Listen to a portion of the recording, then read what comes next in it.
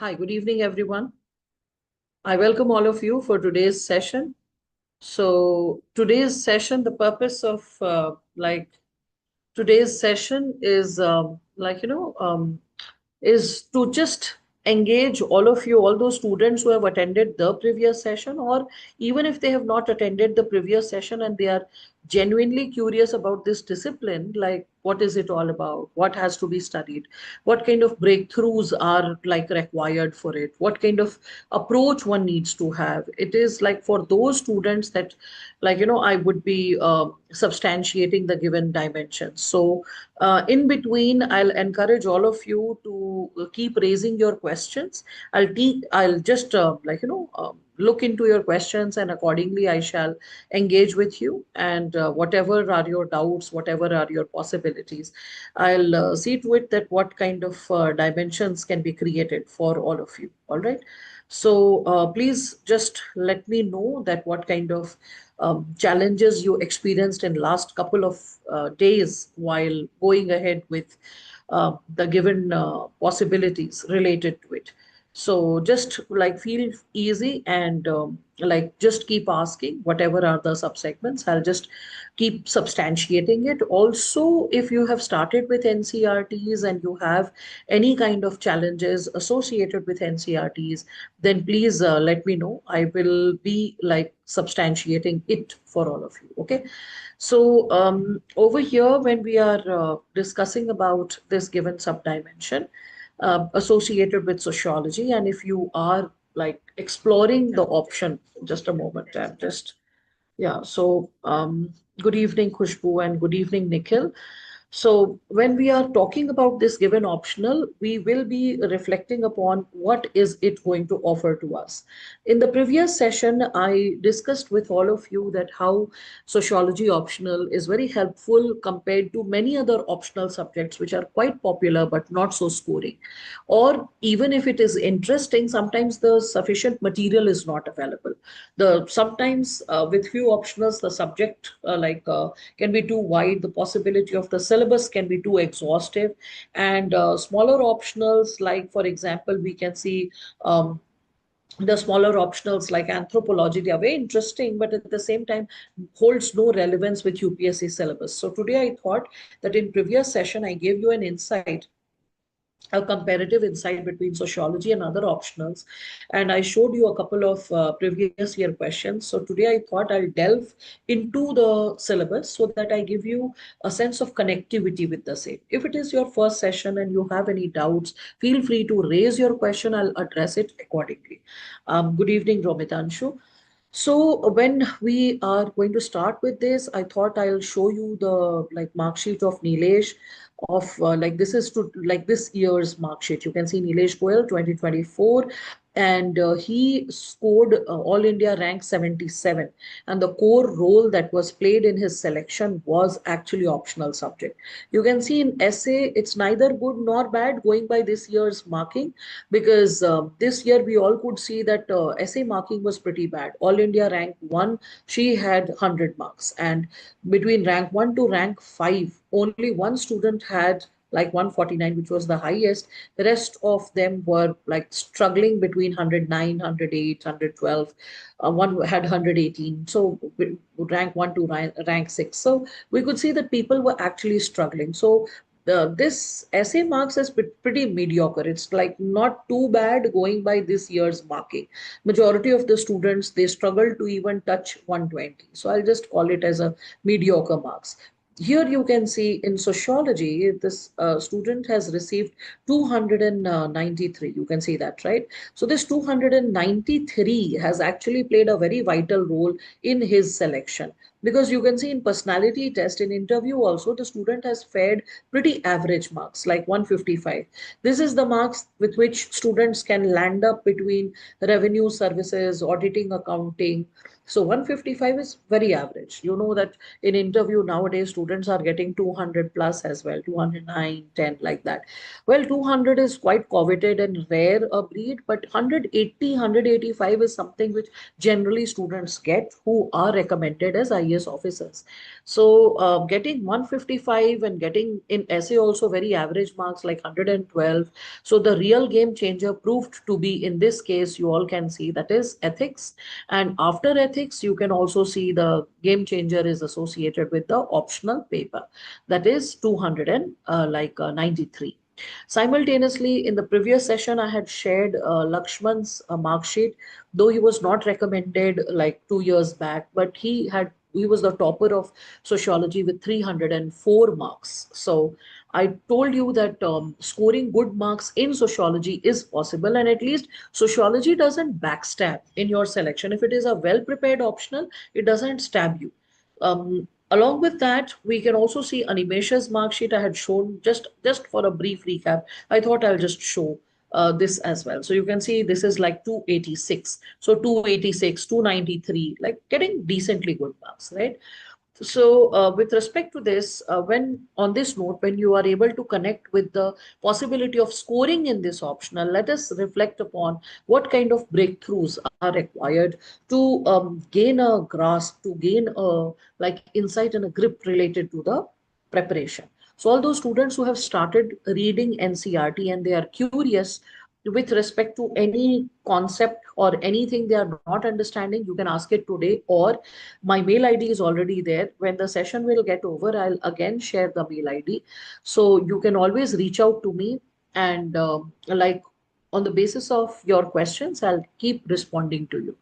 And once, like, the batch concretizes, all the admissions are finalized, then I'll create a Telegram channel and add you to the channel, and it will be a two-way communication. Along with that, you'll have my phone number. So you can always reach out to me. If I'll be in the class, I won't be able to take the call, but after the class, I'll definitely revert. Better would be if you can just drop a text so that I can just give a call to you related to whatever queries are there associated with the optional subject. Now here, when we are talking about the syllabus, this is the syllabus which I thought probably I can give a wholesome understanding. Meanwhile, anyone has any question, please do raise it, because I'm like constantly checking the messages as well. Over here is the message tab. So I'm constantly checking the message so that any doubt you have, I simultaneously keep addressing it. So over here, as all of you can see that the first chapter is talking about sociology, the discipline, and it is starting with the concept of modernity. When we talk about modernity, it unfolds in three ways: intellectual modernity, political modernity, and economic modernity. Economic modernity is when you reflect upon world history and you see industrial revolution unfolding, due to which commercialization will take place, bulk production will take place, urbanization will take place, and that will start impacting institutions like family. It will start impacting the role of the family, the individual, the migrating individual suffering from individualism, and at the same time alienation and isolation and all those phenomena. So basically, the economic change through industrial revolution. The second is the political change through French Revolution. Ideas like we can see liberty, equality, and fraternity taking a firm foothold. And after that, the third one that we can talk about is associated with, when you're going through it, that is associated with intellectual revolution. So post Renaissance period, all the thinkers that you come across, if you're not reading it in history, then in ethics you must be aware of Western philosophers and thinkers. And when you talk about John Locke and you talk about Rousseau, Hobbes, Thomas Hobbes, okay, Immanuel Kant. So all these thinkers will be like associated with the phenomena of modernity. So modernity is about reasoning, questioning, scientific temperament, humanitarian values. So when you start questioning, what are we living? Why are we living? What is the possibility that we ought to live? What more can be done? So when you start inquiring all those phenomena related to society, that gave birth to the discipline of sociology, because sociology was a distinct discipline which engaged as science of society, because sociology, you can see societas plus logos, so it is the science of the society. So we start asking why, what, how, all those given phenomena associated with the society in this given manner. Okay, again, when you start seeing the discipline emerging, a lot of people will start raising their finger that do we really need a discipline, a distinct discipline, because we have like economy as a distinct discipline studying the economics of the society. We have political science studying the politics of the society. We have, like, public administration studying the administrative aspect. So there are different disciplines studying the different aspects of the society itself. So why do we need sociology? Is it just an unnecessary add-on? So this inquiry led to the second subtopic, that is scope of the subject. When we are talking about scope, scope means the boundary, means what is a part of sociology syllabus, what is the part of the discipline that should be incorporated when we talk about it. Okay. So with respect to this, when you start understanding the scope, then of course you'll compare it with other subjects. When we are talking about comparing it with other subjects, like how is it different from economics, how is it different from history, from psychology, from anthropology, so that you understand that what is taught in sociology is quite distinct and meaningful, and it's not something which is only borrowing from other subjects or an unnecessary subject. It is a subject which is doing scientific inquiry to study the society. All right. So, okay, Kushbu, so you're asking how much time does it take to complete the course? I take 95 sessions. So 95 sessions in general. A few batches have been completed in 86 to 87 sessions also, because the batches were like really catching up fast. And the last batch went 95 sessions. So on an average, you can consider between 85 to 95. That's how you can consider it. Yes, the 95 sessions, they roll in almost 4.5 to 5 months, because there is, like, in the month of July, I just take, for initial 15, 20 days, I take 4 sessions per week, so that the admissions, that is especially from Kolkata, gets crystallized, because students in Kolkata University, they have their exams in the month of June and July. So the students who aspire to take admission, if I take 4 sessions per week, they are able to catch up with the syllabus. Not much is lost. Second thing is that the administration also encourages that, ma'am, please go little slow towards the beginning, so that the student can connect with the discipline. The student doesn't get overwhelmed with a lot of classes to begin with. So 4 days I teach. One day I encourage the student to prepare notes. And in this manner, when the child learns how to prepare the notes and have a sense of engagement and connectivity with the subject, then I move to, like, the possibility of taking 5 sessions per week. So it's 5 sessions per week. Once in a while, Diwali, Dashera can happen, but I don't encourage taking a lot of holidays. So in that situation, you'll realize that on an average, the syllabus rolls quite diligently, and by mid-December, it's over for sure. All right. So as I was discussing with all of you, the given dimension of syllabus, and I was discussed the first two subtopics related to the syllabus. The third one, sociology and common sense. So many people, they have a, like, presumptuous understanding of society. So they believe that when we are talking about the society, we all can connect with the concepts very readily or easily. For example, there was a question in general studies that was related to the tribal communities, that the tribals have better sex ratio than the other communities, like the scheduled caste community in Indian society. And a lot of students, through common sense, they end up writing that, oh, because tribals are matrilineal. Now the question is, how many tribals are matrilineal? Barely 5 to 7% of tribals are matrilineal. Like, we can easily affirm that more than 90% of the tribals are patrilineal. So being matrilineal is not the reason for such stark difference in child sex ratio or adult sex ratio between tribals and non-tribals or scheduled caste for that matter. So the common sense encourages us to arrive at some very, like, careless assumptions.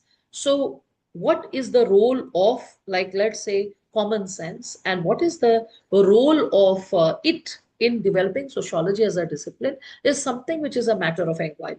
Is common sense a complete taboo, or does common sense encourage us to think in a specific manner to respond to this discipline? That's what all of you will be finding in this given subtopic. All right.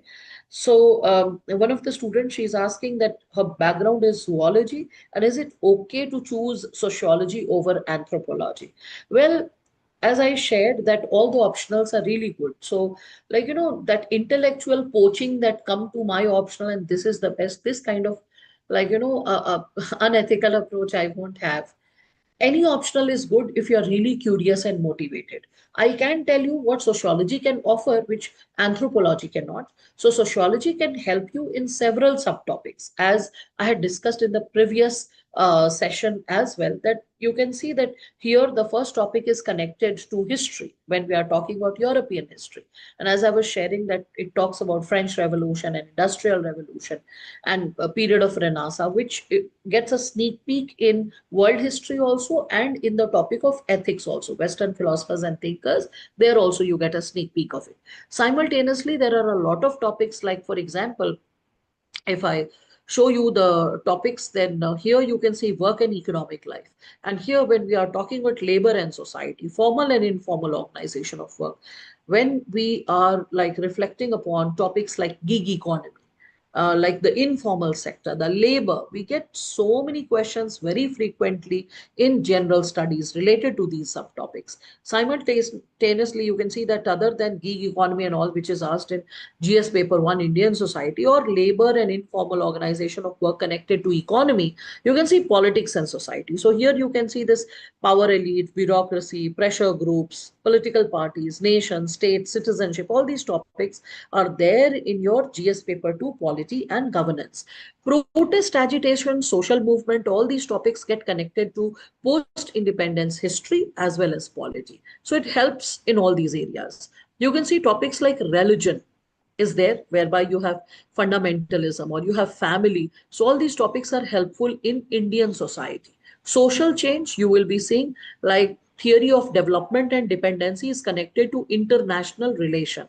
Science and technology and social change helps you to have applied understanding of science, and it can be as dynamic as possible. Presently, UPSC has not connected artificial intelligence bringing social change, but the day is not very far when UPSC can feel motivated to ask that question in this given subtopic. So it boosts your understanding of general studies as well as you are preparing sociology as an optional.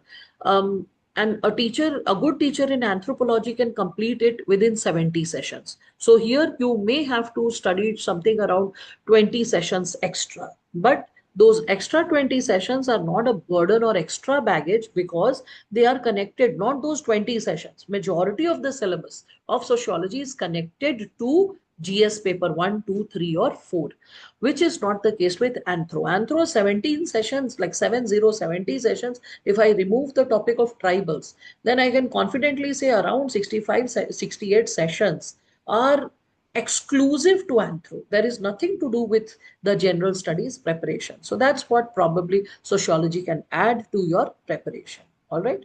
So why what sociology? What is Satyam? You're asking. ये sociology optional की class है क्या? ये workshop है Satyam. Sociology optional की class मैं next month start करूँगी. That will be in the first week. Hopefully, I think that around 7th और 9th, अभी तक तो 9th की बात चल रही है, और 9th का ही 90% probability कि 9th July the optional will start, because that's when I will be in the studio and in the classroom for the offline batch of Lucknow, and that's how it will be functioning. Can you please suggest book list for both papers? Yeah, like with respect to the book list, I had shared it in the previous session. Previous session जो मैंने लिया था ना, that was I believe it was 2nd or 3rd of July. Okay, so sorry, June. So 2nd or 3rd of June. You can just check on my Telegram link from where you have come. So there you can find the link is posted, and there I have shared the entire book list, because dictating the book list won't be possible. You can take a screenshot of the book list and work accordingly. If you want one stop book, then I'll encourage Nitin Sangwan. It can work as a book for a beginner, like who is not interested to read NCRT or IGNU. For that student, Nitin Sangwan will be one stop solution.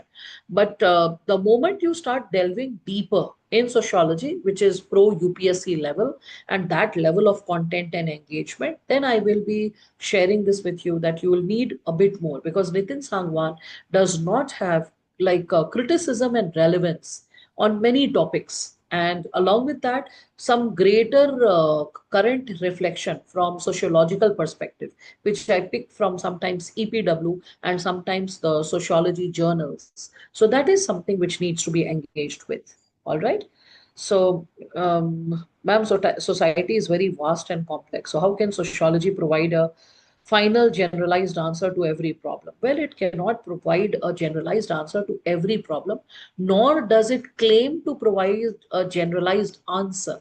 It will just guide the people to those formidable solutions which they should opt for, all those possibilities that they should opt for, and which saves them from like engaging in any wrong decision. For example, if you're a district magistrate and you have a very good understanding of sociology, then in terms of policy implementation, identifying the challenges of the vulnerable sections with compassion and empathy, you will be also having some factual insight and backing, due to which your decision making will be time bound and more effective. Suppose some displacement is taking place, a dam has to be built or some developmental project. So, how to go ahead with a peaceful displacement of the migrants is possible when you are understanding the crucial challenges of the migrant population through the subject of sociology. When I talk about the issue of migration, you can see there is the last topic of sociology over here. You can see this crisis of development, displacement, environmental problems, and sustainability. So, this is something which is there in the last topic of sociology paper 2. So there are several topics which get covered, and with that insight you can solve the case studies of ethics very well, because the case studies in ethics are many a times connected to social concerns, social problems. So, solving a case study in ethics needs two things. One, you need to understand the ethical dilemmas, civil services values, attitude change, and how to build emotional intelligence. With that background, you need the understanding of the society, so that when you are engaging with the people to solve the crisis, you can understand that what are the laws that are prevailing, what are the interventions which are required, who are the stakeholders who would suffer, and then the kind of solution that you can offer. So sociology can help you in solving case studies. It gives you raw material for essay as well. Like you can see the topics over here: violence against women, caste conflicts, poverty, religious revivalism, or illiteracy and disparities in education. So, a lot of raw material you get associated with essay as well. If I talk about essay, you will be finding that in the past couple of years, I can say that since 1991 till now, if I talk about the previous year questions, you can see that there have been 18 to 19 questions associated with education, and 16 questions related to gender issues. So, if you're very thorough with those topics which sociology offers, that is something that will give a boost to. Is old edition of Nitin Sangwan fine? Yeah, it is okay. In the new edition, Nitin Sangwan has tried to, or rather, whoever is the co-author, the person has tried to incorporate a bit of extra points and a bit of critical analysis, which was the bone of contention. So they have made an effort to improve upon it. Otherwise, like I can confidently say that 90-95% of the book is the same. Some quality upgradation has happened. So if a beginner is like has like no access to Nitin Sangwan and is aspiring to purchase a copy, then like it will be, that's the basic difference. All right. So I believe that's understandable for all of you, right? Now, so when we are talking about the syllabus, as I was discussing with all of you, so all those students who are from science background, especially, and those who feel like really quizzical, that is this optional worth it? For those students, I would like to highlight that yes, this optional is really interesting because it talks about science so very majorly, unlike other humanities subjects, that you can really connect with this discipline at an easier pace compared to what probably you can gain from history or probably from political science. So here, when we are seeing this sociology as science, you can see first there is a basic understanding related to what is science, what is scientific method, and what is the critique. And along with that, some major theoretical strands associated with sociology. So, like what are the theoretical strands, means in how many ways can we do research in sociology. If you're going by the methods of natural science like physics, chemistry, biology, then that method is called, in sociological language, that method is called positivism, the methods of natural science. Okay, and when you are going with methods of natural science, of course you will focus on fact and you will focus on objectivity, like typical atypical behavior of natural science. But when you are going for non-positivist approach, so non-positivist approach will be very, I would say, much associated with interpretation of human behavior, and that's why non-positivist methodology is connected to interpretative sociology also. I'll be talking about this interpretative sociology from different thinkers and different ways of interpreting the reality, like ethnomethodology, phenomenology, and symbolic interactionism. I won't bombard you with these terms. Don't get overwhelmed. You're a beginner. You might find these words new. In simple language, how our day to day life activity, when interpreted correctly, also gives a sociological understanding.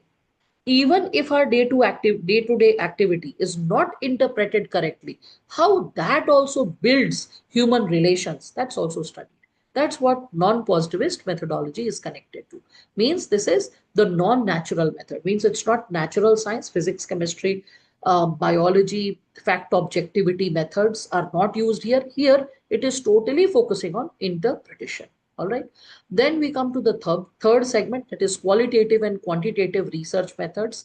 I'm quite sure every science student is aware of this. Yes, there is a total chapter dedicated for the same. And on an average, in every batch, at least I can confidently say 80 to 90% students in last 1.5 decade have been associated with science background. Means very few students are from humanities background who opt for sociology optional, because many students after 10th they opt for science and then they continue with it as a graduation degree, and they find sociology quite comfortable for the obvious reason that it tallies with the UPSC preparation, as well as it does not seem like a shocker.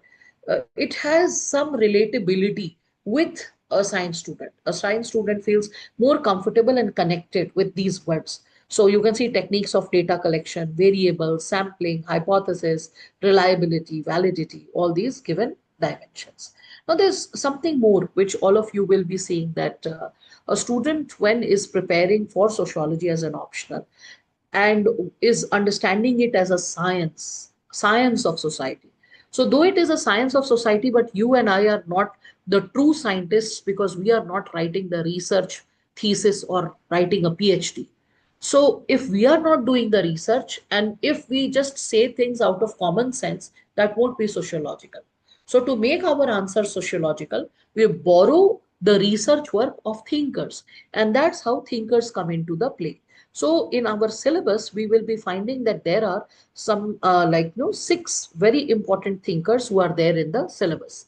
The first one, of course, being Karl Marx. Karl Marx, as popularly said, he is the elephant in the room. In the world of academicians, Karl Marx is the elephant. So different disciplines touch Karl Marx differently. Like the way you must have heard the famous story of the blind men, and the elephant is touching the ear of the elephant and saying, "Oh, elephant is like a fan," and someone is touching the leg and saying that, "Oh, it's like a stump of a tree," and someone is touching the belly and saying that, "Oh, it's like a wall," and someone is touching the tail and saying that it's like a rope. So basically, the same is the case with Karl Marx. Different thinkers and different schools of thought and different disciplines touch upon Karl Marx and engage with him differently. In sociology, we reflect upon Karl Marx by understanding the history of human society, how it unfolded in simple language. Okay, in technical language, it's called historical materialism. So, how the materialistic reality of the world unfolds historically in different phases, like slave society, what was the economic condition, and how the slave society led to the feudal society, and then how the feudal society led to the capitalist society, and what is next, what is lying next, what is waiting next after the capitalist society. So all those engagements we'll be seeing when we are dealing with Karl Marx. Some contemporary reflections related to class struggle and mode of production is also there. We can say thinkers like Emile Durkheim, Max Weber also like there, and they add their own virtuousness to this discipline. Like for example, if I'm talking about Emile Durkheim, so Durkheim is the person who is talking about the possibility of division of labor. Now understand in economics, when you talk about division of labor, there is a different impact of it. There is a different ring to it. But when we are talking about division of labor from Durkheim's perspective, and when we reflect upon it, that what kind of breakthrough do we attain related to the concept of division of labor, we all can understand that he will be talking about it not from only a purely economic point of view, he'll be talking about it from a societal point of view. And simultaneously, even suicide, people think it to be a psychology based concept, but rather than a concept of psychology, you'll realize that he will be giving a sociological interpretation that suicide is not happening because of just the individual having some psychological problem or feeling depressed or lonely. It is also because the society could not hold the individual and left the individual feeling lonely and the individual sinking. And when the individual feels lonely and is sinking, in that situation we all can see that the individual commits suicide. So it is the society that should be blamed if the individual is committing suicide. Simultaneously, we can also talk about religion. So religion and society, how that has a sociological perspective when we are reflecting upon the same. That when we are talking about religion and society, how religion plays a very crucial role in bringing people together. Like there is an example which Durkheim quotes, that when there is a specific tribal group which is performing rain dance. So I will be talking about it in greater detail when I'm taking the session. Meanwhile, you can just briefly understand that people are thumping their drums and they are trying to imitate the sounds as that of the clouds, because they have heard that whenever those thumping sounds come, those drum-like sounds come, the rolling sounds come, the rain starts pouring. So they try to imitate the sound so that it starts raining. So the theory of imitation, they try to create that. But whether the rain happens or not, but when the entire tribe comes together, there is a mutual sense of sharing, mutual sense of deprivation, a mutual sense of, like, the strains of not seeing the rain and experiencing the crop wilting away. So the pain is common, and this common pain unites the people and it makes them feel that I am not alone, my entire tribe is experiencing the same problem, and that sharing of the pain eases the pain. So that's how he'll be explaining every single concept from societal or sociological perspective. I hope you're finding it quite interesting, right? Because these concepts are quite relatable. When I was your age, in fact, even younger, in my college days, and then later, even before that, that's like when I was in school, in 11th, I was introduced to sociology.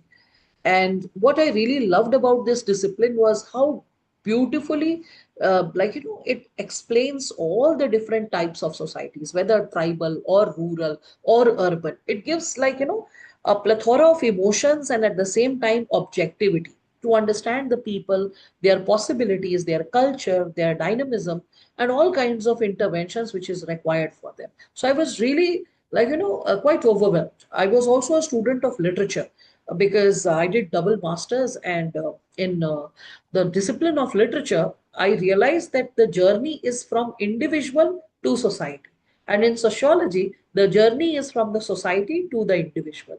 And this is how the wholesomeness of understanding, the philosophical depths, and the unfolding, the growth of the society that becomes possible. All right. Anyway, so you will find Max Weber, a very important thinker on whom there has been a question in GS paper 4 also in the previous year. So Max Weber's concept of bureaucracy was asked in GS paper 4. So not only important for sociology, but here as well. In fact, he is one of the most dynamic thinkers. Amongst all these thinkers, they all touched upon my thought process, but I specifically really liked Karl Marx and Max Weber. When I was a student, I was like, wow, these people like really blew my mind. That wow, this is how probably the world of inquiry and intellect should be exercised. Again, you can see Talcott Parsons and his concept of social system pattern variables. So he is also called, like, a grand theorist. So he'll be talking about systems and huge possibilities, which is there in the syllabus. We'll be talking about him as well. Robert Merton, he is the latest of all sociologists who are there in the sixth list, because Merton, he died like in early 2000. And at that specific time period, you can like reflect upon the given dimension, and you can just go through Merton's possibilities. So that's how like I can encourage all of you to get connected to him, because his ideas will be relatable, his ideas will be comparatively more relatable with respect to more contemporary and more recent compared to all other thinkers. He is also talking about concepts of conformity and deviance, and he'll be also talking about reference groups. Okay, so that's what I can probably share, because getting in more than this will be like getting into the detail of the thinker. So let us save it for the lecture. When we are talking about Mead, we can see self and identity are the concepts which are there. And that's from a psychoanalytical perspective. What is this self? So, beyond Freud and any other thinker that you have read, Mead will be the person who will be talking about how our sense of identity is built, how our self emerges from all the phenomena and processes that we undergo from the society and to the individual experience. Then comes the concept of social stratification. As you can see, this is associated with some very popular insights. As you can see that these are the relatable topics which all of you can connect with. Okay, so the student who is saying that uh, can't find the book list in the previous session. Okay, all right. I really doubt that, because I must have shared that. Just a moment. Let me see. Maybe then I must have shared in this one also. I have kept the book list. If you want to have a look, probably I should just run through once. And let me check if I have just incorporated it. See, here is the book list. You can see that. Okay. So you can just go through it. This is an exhaustive list for a student who's going for self-preparation. Harlumbus and Holborn is a must. Okay, so Harlumbus and Holborn is a must for any student for sociology paper one. Not everything in themes and perspectives. There are those chapters which are important for a student, like you can read sociological perspectives, that's very important. You can also read topics like social stratification, family, marriage, kinship, politics, and society. They're very important. Okay, so you can just run through Harlumbus for the same. Again, you can see Giddens, his Anthony Giddens sociology introduction. It's really again good. There are several insights that you can lift from Giddens also. Then you have George Ritzer. Three thinkers are covered from Ritzer, and rest of the three thinkers can be covered from IGNU. Okay. In my notes, the notes that I provide, there are two types. One is the handout. So when I say handout, it is the topics which I don't want to dictate. I don't want, because in online session, it's not possible to dictate so much. So everything that I have to dictate, I provide it in the form of handout, which is downloadable even before the session starts. And the moment a child downloads that material, after that, you can comfortably, have an access to that material, and you can just like underline, you can mark it the way I suggest in the lecture live session, and you can just underline it, and then you can prepare notes. And if you're struggling with the preparation of notes, you can show it to me as well. If you will be asking that with respect to this, that is the session only live? No, recorded is also available. Recorded will be available to you comfortably till next year May. So yeah, that's what. So you can watch it as many number of times as possible. I'll always advise that go for listening to the live session, because the kind of engagement and connectivity that you derive from a live session, maybe in a recorded session, it may not be so much of fun. At the same time, other than the handouts, which is like all the dictation that I want to give in a class, there is also the booklet. Booklet is nothing but extra supplementary reading. The supplementary reading which I want a student to do, suppose from Giddens, suppose from OP Gaba, suppose from Ritzer, So I've picked sentences and paras from these books. And not just this is a very bare minimum thing. I've also picked from T.B. Baltimore, from Abraham and Morgan. So several thinkers I have consulted, picked paras and insights from them, consolidated it, got it typed, and that's how my booklets are like one-stop solution. If you don't want to read all these books, you can be thorough with the booklet, and that will do all the basic homework associated with the reading. There's also one more thing. I keep sharing the soft copy of the books in the closed Telegram group of the students once they take the admission, like Harlem Bus and all. You'll easily find it over there. It's Okay, Shivangi. So you're asking, can you tell how we prepare current affairs for sociology optional? Sure. Current affairs, anything and everything that's happening in the society, which is connected to your syllabus. If first, the syllabus should be at the back of your hand. If you cannot remember the syllabus, it is advisable paste it somewhere where it is visible to you at all times. The syllabus should be like internalized by you like anything, so that anything which is in news, if you're running through it, you're able to connect, oh, this topic gets connected to this issue in my syllabus. Suppose there is an issue related to religion, or like let's say related to caste or related to informal sector, should be able to connect which chapter, which subtopic is connected to this.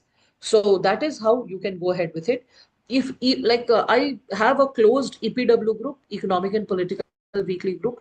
After, like before prelims, I had created it in the month, like I keep adding students actually cyclically. So I had added students in the month of January also, December also, and then we took a brief pause in the month of March, because then students were very much like taken up, consumed by the prelims preparation. So after the prelims preparation, again we have to resume the group. So that's how, like, I keep giving them certain insights that they can use in their mains exam. That's one thing. Second thing, if a student is asking what more can be done, I'll say don't engage too much. Just be very thorough with EPW, because EPW will nourish you for economic topics. Economic means GS paper 3 economy, polity, governance, environment, and simultaneously sociology. Other than EPW, if you are like going through the Hindu and Indian Express, or any person who's preparing the gist for you and you're listening to the news, more than enough. Because in the end of the day, the example is only of one or two sentences. The actual answer is the theory. If you're thorough with the theory, you can bring justice to the answer. All right. So I hope all of you can connect. So far, so good. All right, so this is the book list related to paper two. So MN Srinivasa's Social Change in Modern India will not only help you prepare for Srinivas, but also his insights for caste system. Same, you can see Veena Das's, we can see book India's, this Indian Sociology Handbook. That's really good. Again, you can see like, I want to ask if there will be recordings. Yes, I had said that the recordings will be available till May, Shivangi. The recordings will be available till May. And the sessions will be over by December, like 10th or so, you can consider. So, yeah, this is what all of you can have, like an understanding or access to the concept. All right. So this is the book list, the bare minimum book list. Truth is this: when I compare it with my booklet and the insights I have brought in the handout, you'll realize that handout simplifies the game, and the booklets, they incorporate the language and the insight from these books. So handout, if someone is very thorough with the handout gist and once in a while is running through the booklets and just updating with current affairs, the student is fighting more than fit for this exam. All right. So that's how. I hope that's doable. Everyone is able to connect with it. So, yeah, book list you had asked. So that's what, like one more interesting feature which I would like to highlight for all of you, that every single topic which is there in paper one, okay, there are 10 topics. Out of 10 topics, there are, I can confidently say, 6 topics which have a reflection in paper two as well. So like, let us say if there is a topic of like, let's say stratification and mobility in paper one. So in paper two, the stratification and mobility articulates in 2 chapters: caste system in India, social classes in India. Simultaneously, if you have a topic of politics and society, In paper 2 also you have politics and society, but from Indian perspective. If you have religion and society in paper 1, then you have religion and society in paper 2 from Indian perspective. Same applies to family, marriage, kinship, systems of kinship from Indian perspective in paper 2 as well. And social change in modern society, this is very exhaustively connected to paper 2, not only through a chapter, but several chapters. All right.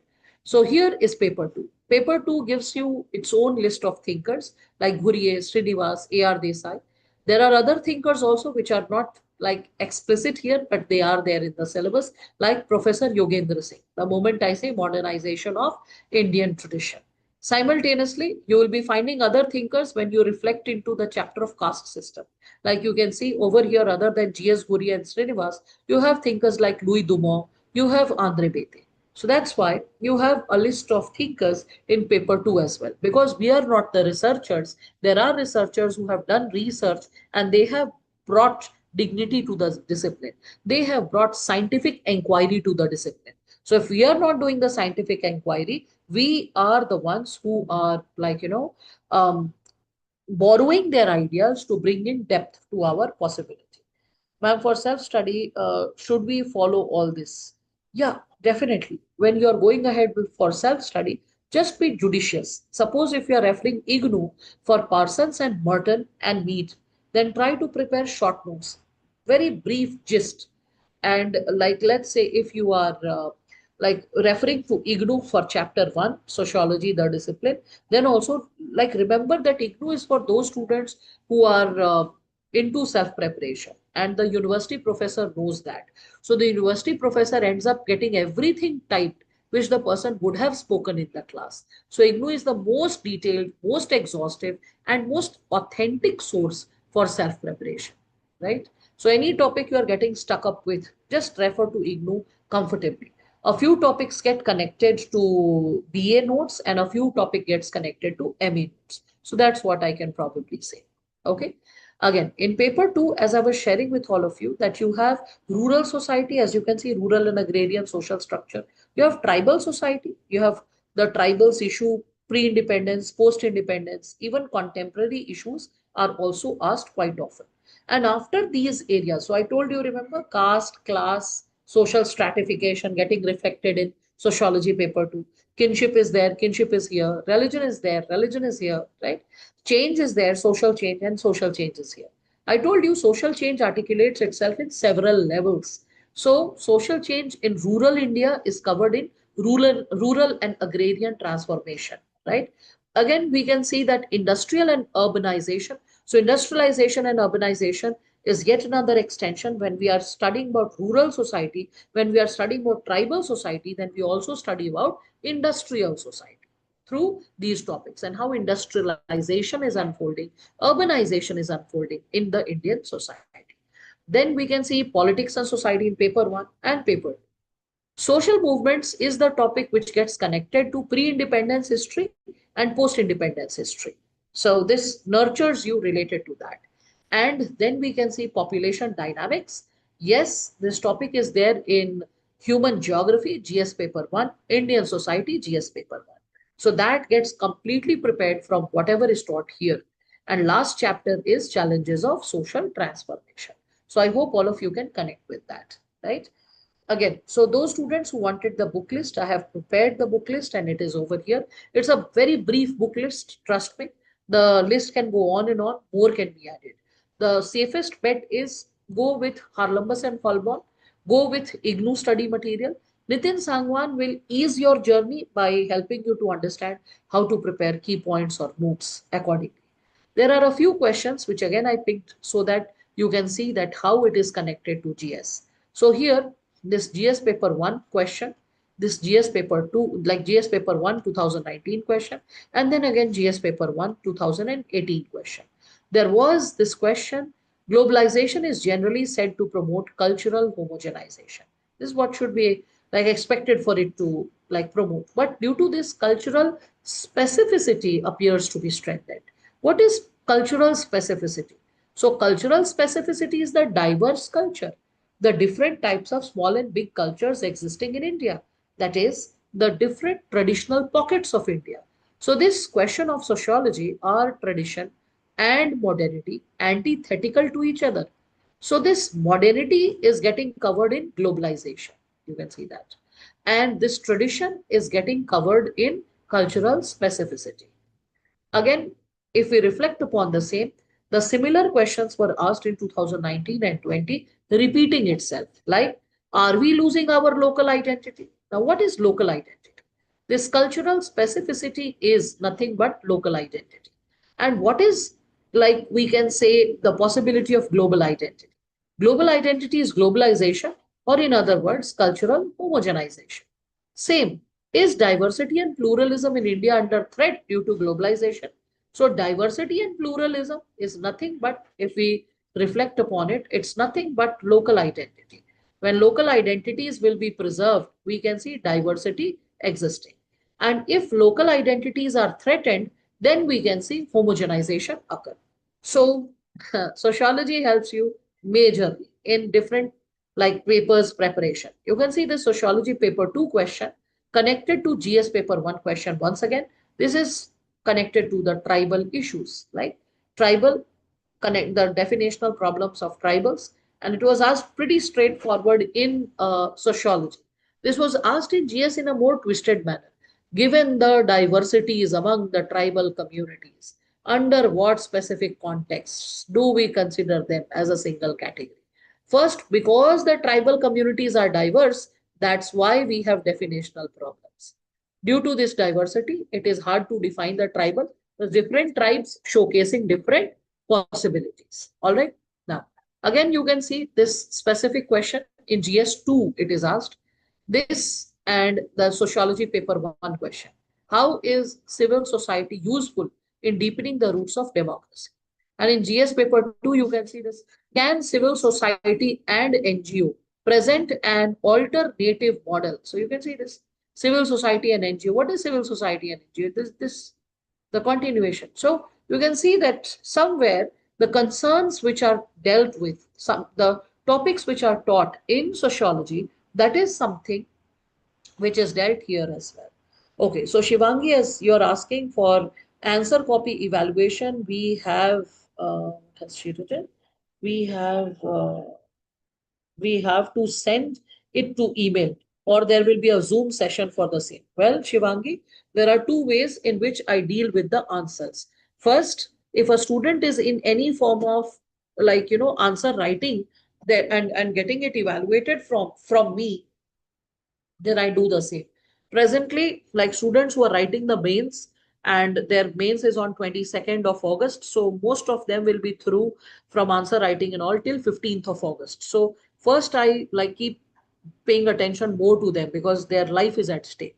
And then I keep evaluating the answers of the regular batch accordingly. So a student can expect the answers being evaluated directly by me with respect to it within 24 to 48 hours. I give my feedback within this time period.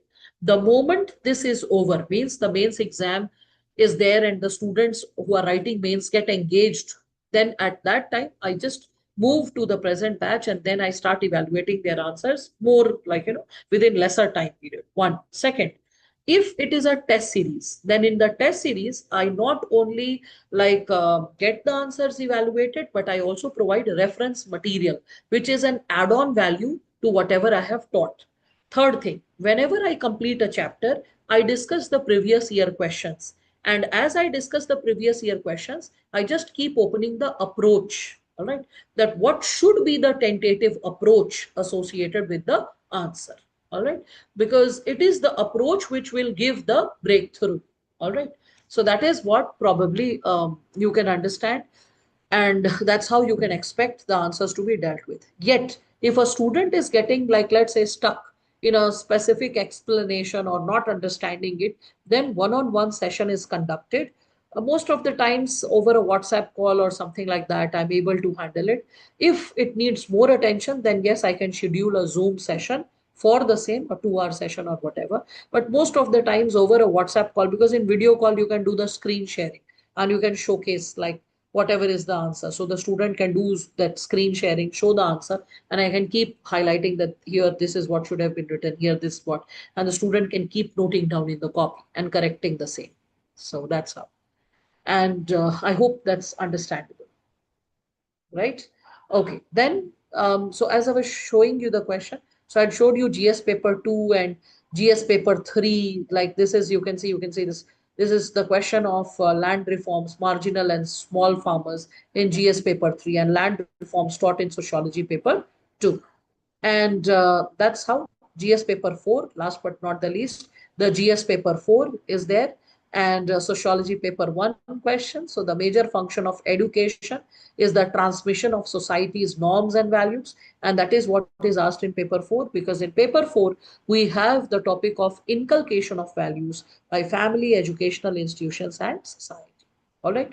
And over here, last but not the least, as I said, the course duration is about 90 sessions spread over 4 to 5 months. And about, like, you can see that, as I said, about 90. That means it can be a little less, little more. Batch timings generally is 1 to 3:30 p.m. until unless a center is having an issue in terms of providing the, I would say, the venue. So, like last year, there was some issue that came from Lucknow Center that, ma'am, please keep the session from 2 to 4:30 because the venue won't be available. So I was like, okay, I'll move the batch in that case. So that is what, but it is never floating beyond this. So once it is concretized like that. Once it, the only thing was that the batch timing was flipped, and once we flipped it, we stuck to that timing. Now, reference material, as I said, handout for every chapter. It saves us from detailed dictations, and there is more time for brainstorming, discussions, PYQ analysis. Again, supplementary reference booklets are provided. So, reference booklets are hard copies, and these hard copies are mailed to your address, or if you are an offline student of your institution, the institution shall provide it to you. And as I said, there's a Telegram group, and the group is functional like at all times. Means once the group is created, it is there till eternity. Telegram group goes nowhere. Means I still have my 2013 batch group active on WhatsApp. We don't talk much because people are married, they have kids now. All right, but it's just there. Like a person doesn't feel like quitting or leaving it. It's just there. As simple as that.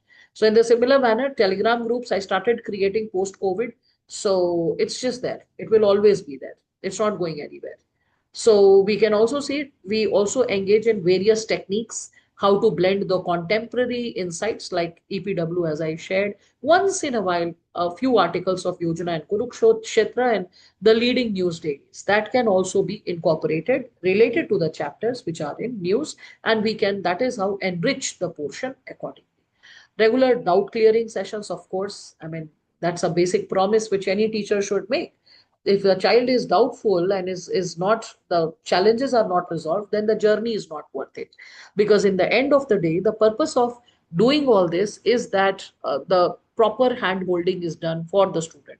And when I say hand holding, it's not only while the course is going on. Once the course is over and you're writing the mains, any year, even after, God forbid, 7 years also. Suppose some students' journey gets stretched, it becomes a marathon rather than a 100-meter race. So those students can also get in touch with me, like effortlessly, without any doubt or hesitation that what will ma'am think. For me, you are fighting. That's the most important thing. So you can get in touch with me, and I shall be supporting you in your journey, because your mains is my mains. So I'll be fighting with respect to whatever content, insight, etc. has to be provided.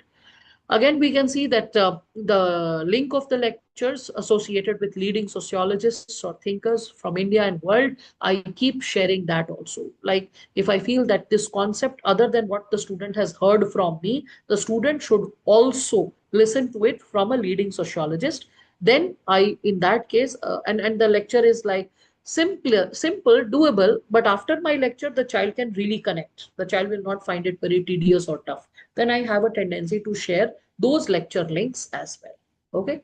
So techniques of answer writing, I share that after every single chapter. And along with that, answer evaluation of the student is done. Regular tests are conducted after the completion of a few topics, like generally 2 chapters. Sometimes if like there are small chapters, then it can be three also. Like work and economic life is pretty small, so it can be clubbed with two other chapters like that. Okay. And after the completion of the syllabus, there are two wholesome tests, or we can say two complete tests: entire paper one and entire paper two. Okay, that's how it works. I also provide this personal mentoring in between the course if someone is suffering from some issue or needs some personal hand holding. All right. So this is it. That's how you are led to victory, and that's how I contribute to your journey in my meaningful way. And the journey continues till the time you do not reach your coveted goal. All right. So anything else that I can support you with, please let me know. I hope all the queries have been sorted, from the syllabus to the book list to like the course details to what all features and possibilities I would be providing. So are there any other doubts or details which I need to share? I believe everything is good. I'll share my mail ID like over here, and all of you can if you're stuck up, you can always reach out to me through the mail ID. And if there is any kind of inquiry, you can raise it over there, and you shall get a response. And anything else associated with it, just keep us posted in whatever ways we can generate good quality and other possibilities per se. All right. So this is the mail ID. I have just posted it. And it's a very simple mail ID. Is my prep question. So is my prep q at gmail.com. All right. So that the purpose of sharing this journey is duly enriched and kept. All right. Thank you so much, all of you then. Good night and take care. God bless.